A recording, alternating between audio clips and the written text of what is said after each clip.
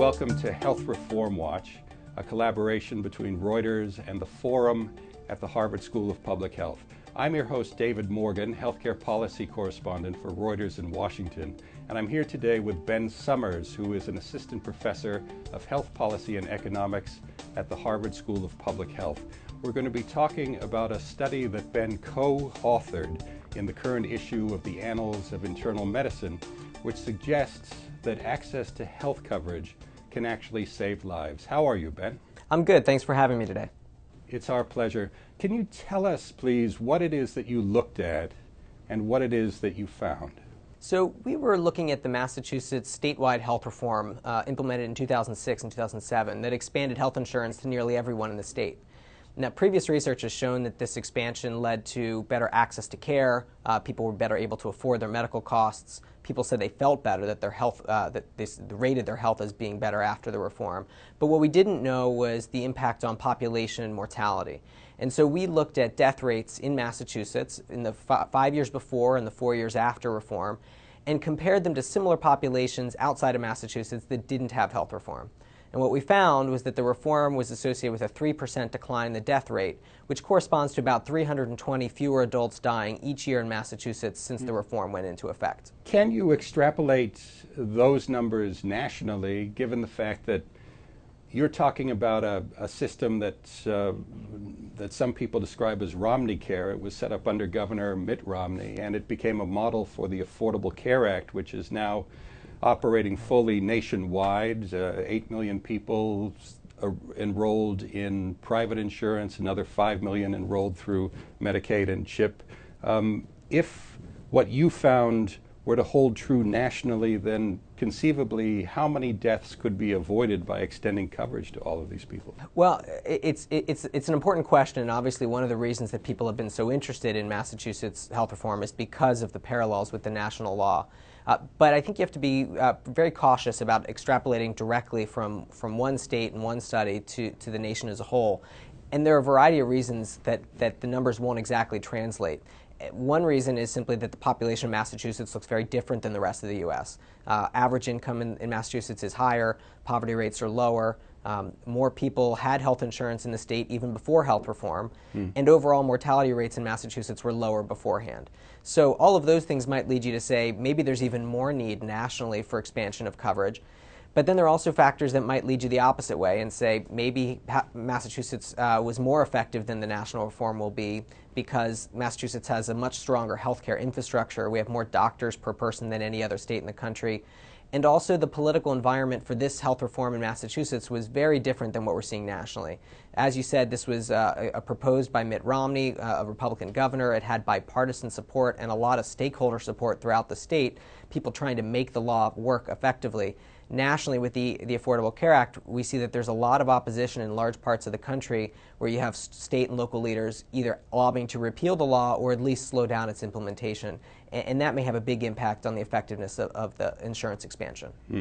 Does your study, when it's combined with other research on this topic, provide definitive proof of a link between access to health care and mortality? Well, you know, it's interesting that while a lot of people might assume that this is a straightforward finding, that you give people health insurance and they get healthier, it's actually been quite difficult to identify this pattern clearly in studies because it's not random who has health insurance. If you look at people in the U.S. who don't have insurance, they typically have lower incomes, less education, they have different risk attitudes towards health, they might have different health behaviors such as smoking. And so it's hard to know whether the fact that people without insurance die at a younger age on average is because they don't have insurance or because of these other factors.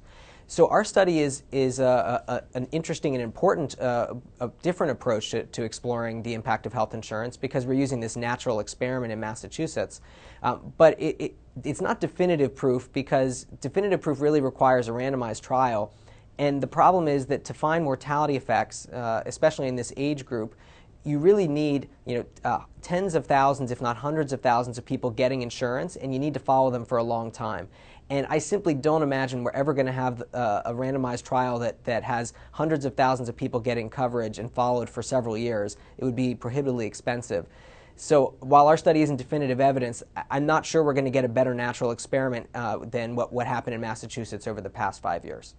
Did you happen to look at the question of costs? I mean, a lot of the diseases that people died from before Romney Care went into effect appeared to have chronic illnesses, cardiovascular problems, cancer, infections. If those diseases can be treated earlier because people have insurance to cover the treatment, then could that reduce healthcare costs overall? So you hit on a key point in our analysis, which is that we didn't just look at all causes of death. Once we found that there was this pattern of declining mortality in Massachusetts that wasn't happening in similar populations outside the state, we wanted to really figure out, is this health reform, or is this something else going on? And so we looked at the cause of death, and as you said, conditions that are potentially more amenable to health care, that are more directly treatable or preventable or at least modifiable with good health care. That's where we found the biggest effect. So diseases like infections, cancer, heart disease, stroke. And we saw, meanwhile, no statistically significant change for things like car crashes, suicide, and homicide, where you would think that healthcare might have less impact. So that's exactly right in terms of the pattern.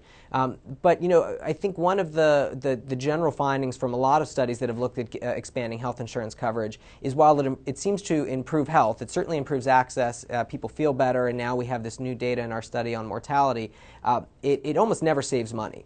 And I think some supporters of expanding coverage do think that by getting people in for prevention that will save money in the long run. There's very little evidence to support that. In general, when people have health insurance, it becomes more affordable for them to go to the doctor, for them to go to the emergency room, for them to get their prescription drugs, for them to be in the hospital if they think they might need to go. And so taking all the studies that we've seen of this, generally when you make care less expensive, people use more of it. And I think, in fact, that's probably why they're getting healthier. The idea that we would save money and get better outcomes would be a wonderful thing, but more likely we're going to spend money for the benefit that we're getting. And then there's an honest conversation to be had. Do we as a society want to spend the extra resources to have a healthier population?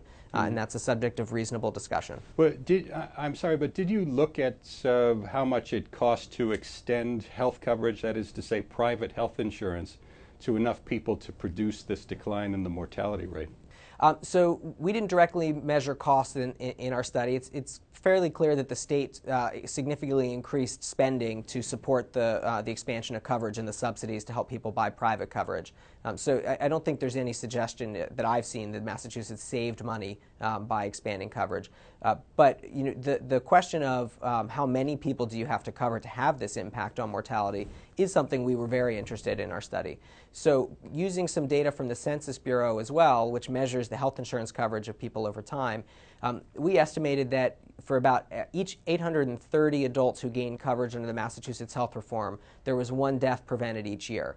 So that calculation is based on newly insured people. So this was looking at changes in the percentage of the state population that didn't have any coverage before reform that then afterwards did have health insurance. And it's a mixture as to what type of coverage people got. Some were getting expanded Medicaid coverage. Some were getting these subsidized private plans through the Massachusetts Connector, which was the precursor to the marketplaces under the ACA.